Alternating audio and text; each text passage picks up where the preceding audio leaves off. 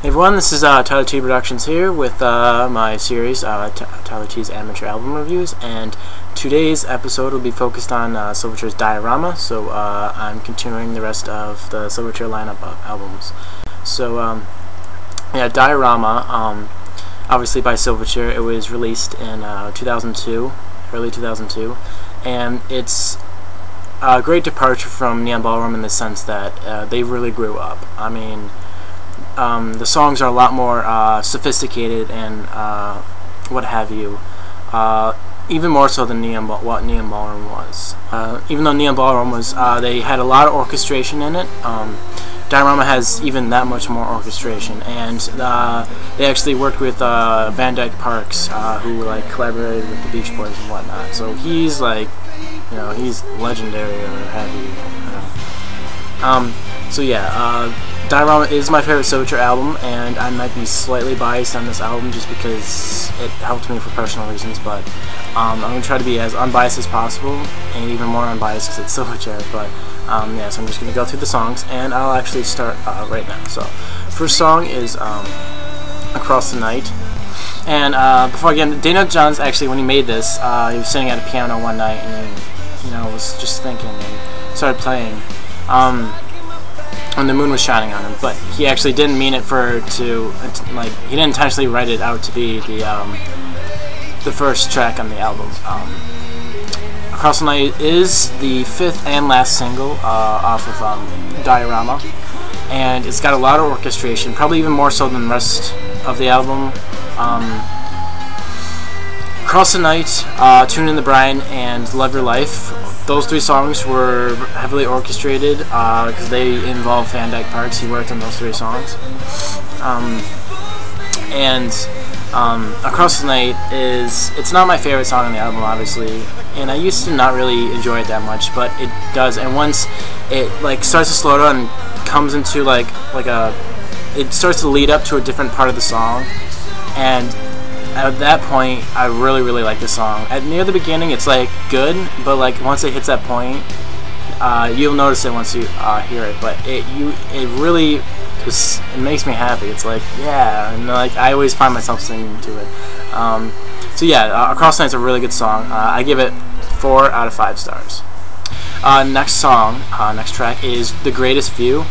And this was actually the second single released off of, the first single released off of Diorama. There's some like brass instruments and stuff in it. Not a whole lot of orchestration, but I absolutely love the lyrics in this song, and I love the little like guitar solo thing Dan goes to do near the end of the song, but it's kind of like a rock song, but it's kind of lighthearted too at the same time. So I think combining that is like really cool. So Greatest View was one of the first songs I ever listened to off of Diorama, so it does have some significance to me. I would give The Greatest View 5 out of 5 stars. Next track is Without You. This was the second single released off of Diorama, and it's actually interesting. This is one of the songs I don't really think that fits on Diorama. One of the few songs I don't think fits because, I mean, it was recorded around the Neon Ballroom days, and so it's kind of like an older sort of song, but they like made it Diorama. But it's themed more so in Neon Ballroom, I think, which is why I think it kind of doesn't necessarily fit. And near the end of the song, the guitar near the end of the song also doesn't necessarily fit on Diorama. But the song itself is, I think, beautiful, and Dan does amazing vocals in the song. Probably the second hardest song, I think, for him to sing. I think either this song, or World Upon Your Shoulders. I mean, I'm pretty sure those are both really hard songs for Dan to sing live. So, and this song was also one of the very first songs I listened to off Diorama that I really liked. I give Without You 5 out of 5 stars. Next track is World Upon Your Shoulders, and what I really like about this song is probably the guitar, definitely the guitar. Guitar is the main thing I really like about the song. Second is, second is actually tied between the drums and Dan's vocals. Dan's vocals are, like I said, Without You, probably one of the hardest for him to sing live. So that's really appreciated. And I love the lyrics in this kind of contrasting different elements, and I love the contrast that he does. As far as the drums go, Ben really does amazing drum work on this album. I mean, this song, well, and on the album, but because his drumming actually was a small departure from what he did on previous albums. He studied some different drumming techniques and actually changed his drumming style for Diorama, because Diorama was a completely different album. It was lighter. But yeah, the vocals are amazing. Obviously, the guitar, he does an amazing guitar solo also at the end. I mean, what's I think like a lighthearted song guitar solo, but really great. And then the drums just compensate for that. And I really appreciate the song. So I mean, it used to not be a huge favorite of mine, but it is now. So I also give World Upon Your Shoulders 5 out of 5 stars. Next track is One Way Mule, and I'm actually going to say this was the first song that I really liked off of Diorama, and I think it's for obvious reasons, because like I said, I worked up my way up to as Silverchair's albums. First started with Frog Stomp, then grew on to Freak Show, then grew to Neon Bone, then grew to Diorama, then eventually grew to Young Modern. But when I still was obsessed with the first 3 albums, and Diorama was kind of One Way Mule stuck out as a real rock song, and it actually has some grunge influences in it. This is the huge stick out of Diorama, I think. This is the thing that does not fit, but even adding Diorama-ish elements to it, I still don't think it fits. I mean, if Without You fits to the extent that they added Diorama-ish elements, but One Way Mule does not fit. That being said, it's still a really good song, and they actually debuted this song in I think Rock in Rio 3, January 21st, 2001. So before they even really began to work on Diorama, they already had this song made. They changed it up a bit, stupid fun. Yeah. So One Way Mule is definitely a rock song, and it's not anything like anything else on Diorama, except maybe The Lever, which is Diorama-ish, but still kind of rock. But yeah, One Way Mule doesn't really fit, but it's probably one of the best songs on the album if you're still into earlier Silverchair-ish days. But yeah, so One Way Mule I give 5 out of 5 stars. Next track is Tuna in the Brine, and this is my favorite track off Diorama, and this song has probably the most meaning to me out of all Silverchair songs, so it's my favorite Silverchair song. Starts with some guitar and then just Dan singing, but heavy orchestration on this song. And I love that the song is like a story. It's not like the usual verse, chorus, refrain, or repeat the chorus. It goes through a story, and it doesn't have a set chorus or whatever. And that's like a mini adventure. Diorama itself is an adventure, but the song itself also is like a mini adventure, and I just really love this song so much, and I always find myself singing it in the car when it comes on my iPod. So Tuna in the Brine is probably, in my opinion, the best song off of the album. Also, like I said, orchestrated by Van Dyke Parks. I give, obviously, Tuna in the Brine 5 out of 5 stars. Too Much of Not Enough. Too Much of Not Enough, I think, there's something interesting about Too Much of Not Enough. I really like it. It's lighthearted, but it's not too lighthearted. It's kind of average, but that's what makes it so awesome, I guess, because average in the sense of emotion, but it's a really great song. And it's interesting also because this is the only song that Silverchair never played live. I don't think they ever played Too Much of Not Enough live, which is sad because it's a really good album. It's underrated, I mean, song. but it's really underrated, and I wish, you know, they played it live, but they never did. I mean, even My Favorite Thing, they actually played live a few times. So I just wish they did play this, or at least I saw the performance of it, because I think it's awesome.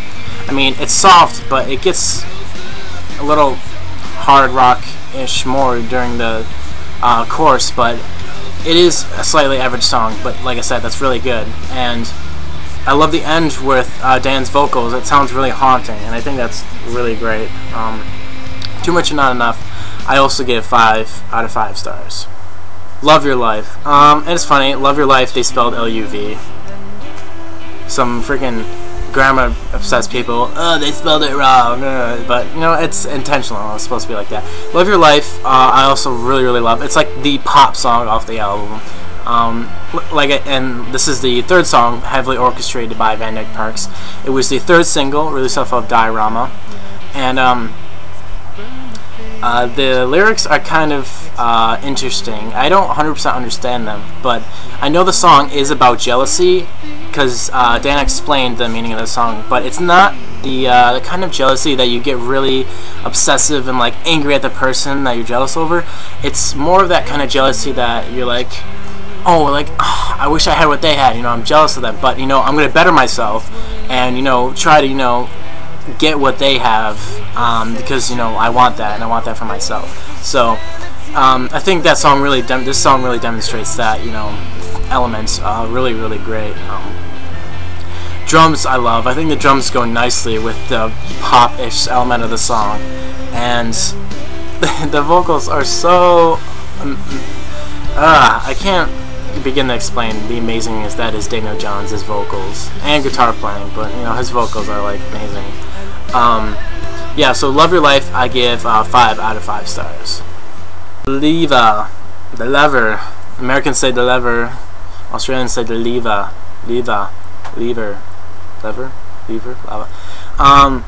This song starts out really quiet in the beginning, but then picks up, and it's just immediately like gets in your face, like, live in your life like a bone trade.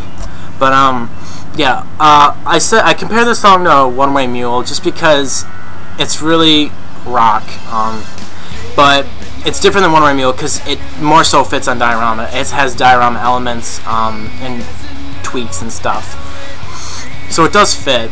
But this is also the third and last song that I would say kind of doesn't necessarily 100% fit on Diorama. So this song, obviously One Way Mule, and Without You, but definitely One Way Mule. That's the one that doesn't really fit. But The Lever is definitely a song to get up and rock out to. It's got a lot of attitude. Probably the most attitude on the song. One Way Mule's more like angry, I guess, or just rock. But this has attitude, and this is just like the guitar and Dan's vocals make this song have so much attitude, and I love it. So yeah, I give Leva 5 out of 5 stars.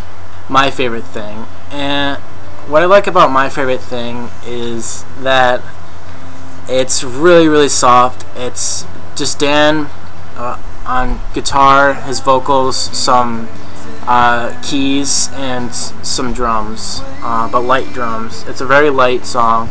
It's very beautiful and very haunting. It's about like love and death, or Dan said he had an obsession with like love and death, and that's what this song's about. And his song is one of the only Silverchair songs that actually can make me cry, and that's saying a lot. But I really like this song. I just can't. They did play it live, which is cool. They played it live at the Diorama release at I think Triple J, and they played it live I think somewhere else, I forgot. But like I said, this song is really, you know, haunting and beautiful, and it's something you really should listen to, and it does get emotional. I rate My Favorite Thing 5 out of 5 stars. After All These Years, the closer of the album, and also the fourth single released off of Diorama. This song actually is my least favorite on the album, and that's only because It's all piano, and I do love piano, don't get me wrong, but this song never really stuck out a lot for me.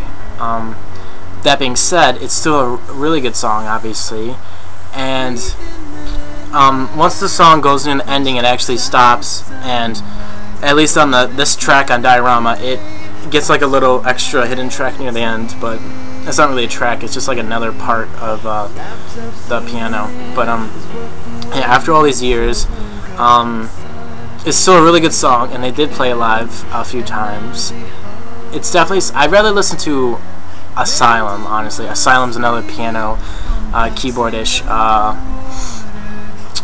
thing off of the Diorama era. It's actually a B-side off of Diorama, but I actually do like that more than After All These Years. And After All These Years does really fit as a closer to the album note, I think. I think Freak Show, I think the only album that didn't have a good closer that Silverchair put out was Frog's Up. I think the last song was Find a Way, maybe, if I remember correctly. Might be wrong, but yeah, this is a really good closer to the album. So I rate After All These Years 3 out of 5 stars. Alright, so that's the album review of Diorama. A total of 11 songs with possible 5 stars each gives it 55 stars max it could possibly get, and I gave it 52 out of 55 stars, and that's the highest thing I've rated an album.